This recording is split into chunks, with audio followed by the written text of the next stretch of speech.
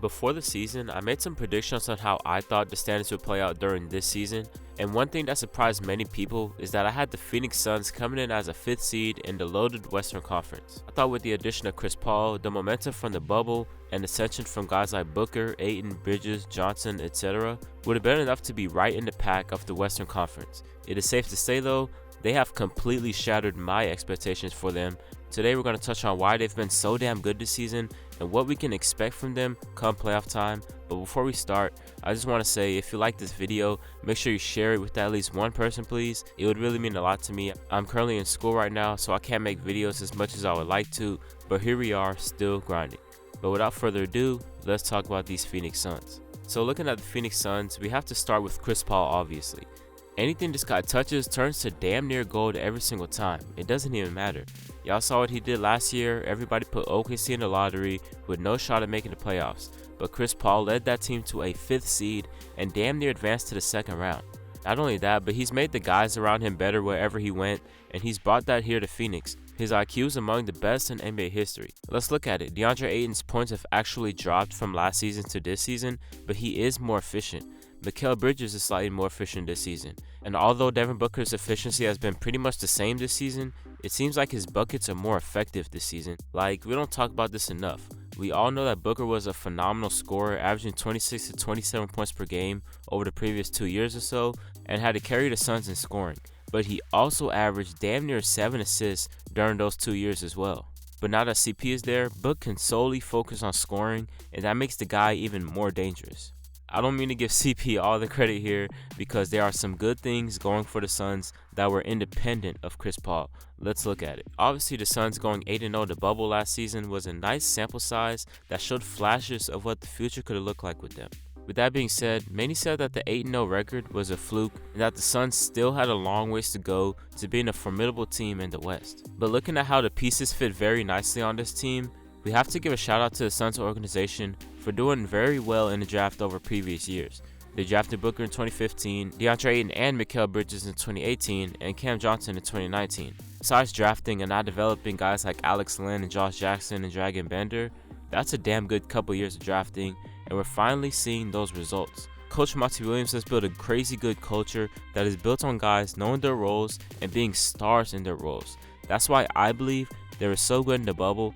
They were finally figuring things out. Let's talk more about this season now. They were ranked 17th in defensive rating throughout the entire season last season, but that number skyrocketed to 4th in the bubble. Much of that defensive success can actually be attributed to DeAndre Ayton and his development on that side of the ball. I made an argument last season that the Suns would have been in the playoffs if Ayton didn't miss 25 of the first 26 games due to suspension, because when Ayton did play, the Suns had a 20-18 record in those games. And his defense this season has been absolutely amazing to see.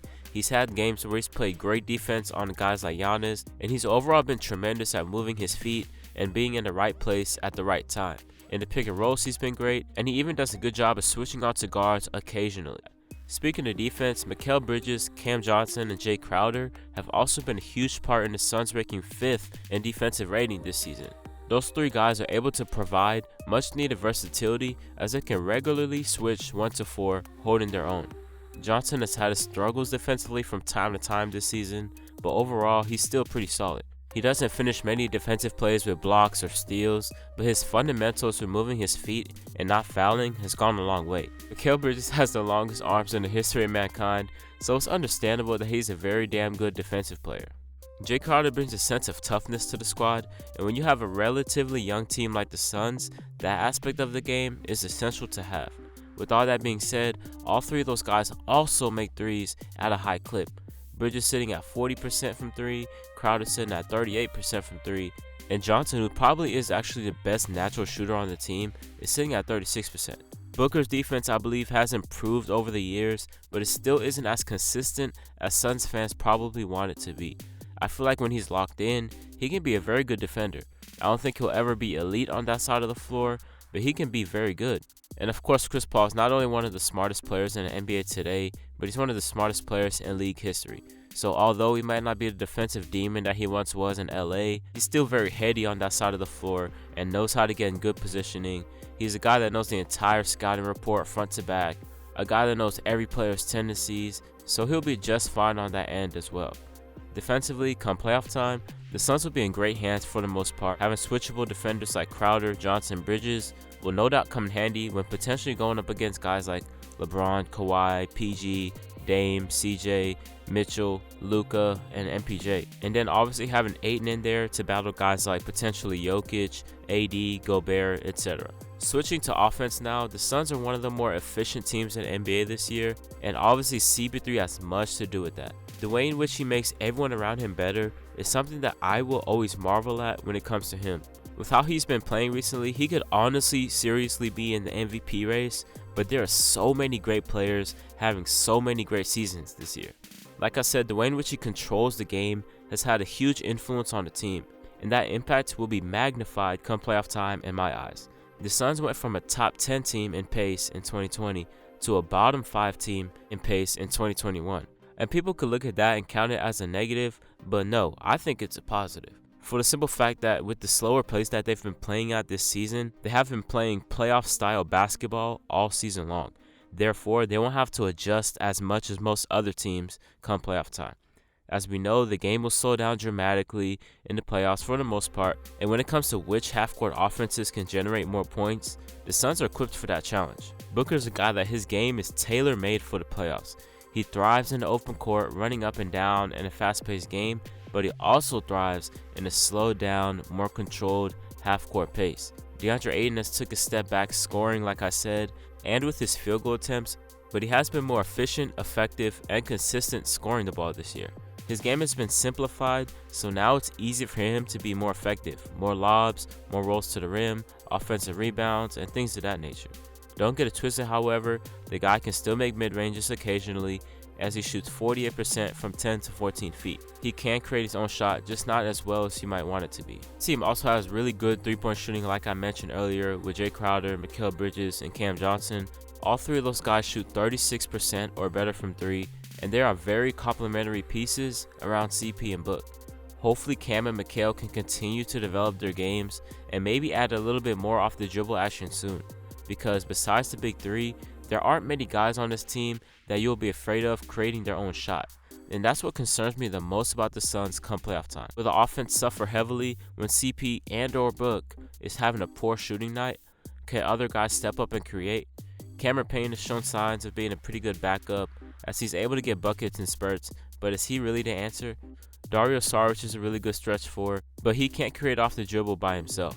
Having as many guys as possible that can create their own shot will alleviate the pressure off the big three guys, and I don't think the Suns have that right now. Alright, so how dangerous are the Suns coming up in these playoffs? Well, they're very dangerous in my eyes, and they have things you need in order to make a deep playoff run. My main concern about the Suns team is, of course, the lack of experience. I understand Chris Paul can work very well with an inexperienced group and can mask up some of the deficiencies, but in the playoffs, it's a whole different animal. You must be on your P's and Q's from the get-go, or you can easily find yourself down in a series, no matter who it is, especially in this Western Conference. With all that being said, here's a reason as to why I think the Suns are so dangerous, and I wouldn't be surprised at all if they got to the Western Conference Finals or even maybe made it out the Western Conference surprisingly. Let's start with Devin Booker here. I'll say this, there's no doubt in my mind that this guy will be ready to ball out once the playoffs come, despite the lack of experience. Book is one of the more elite scorers in the game right now, and he really isn't even in his prime yet. I believe he'll elevate his game even more in the playoffs, and that could lead him to being not only one of the more premier scorers in the league, but also just one of the premier players in the league. He can score from pretty much every spot on the court in a variety of different ways when it comes to playoff time, when the pace slows down and possessions are more valuable, and when it's tougher to score in the half court. You need those players that can go out and get you a bucket no matter how difficult the shot might be. Contested, uncontested, mid-range, threes, at the basket, you name it. Booker has it. Not to mention how clutch CP3 has been, and he's going to be in total control of the game more often than not. Him being there makes it easier for Booker to get his shots off because CP is setting up the offense so beautifully and putting guys in spots where they can succeed in. One last thing with CP is that he knows exactly when to pick his spots and step up his aggressiveness. We saw that in the Rockets series last season. In the first 2 games of that series where the Thunder lost, CP averaged 14.5 shot attempts per game, In the rest of the 5 games of that series, he averaged about 17 shots per game. Now, with all that being said, let me know how you feel about the Phoenix Suns. How far do you think this team can legitimately go? Like, how much do you believe in CP3 and Booker as a duo? Are they the best backcourt in the league? Will the Suns' lack of experience come back to bite them? You let me know. That being said, this is Jimmy from Just the Facts, and I'm signing out. Peace.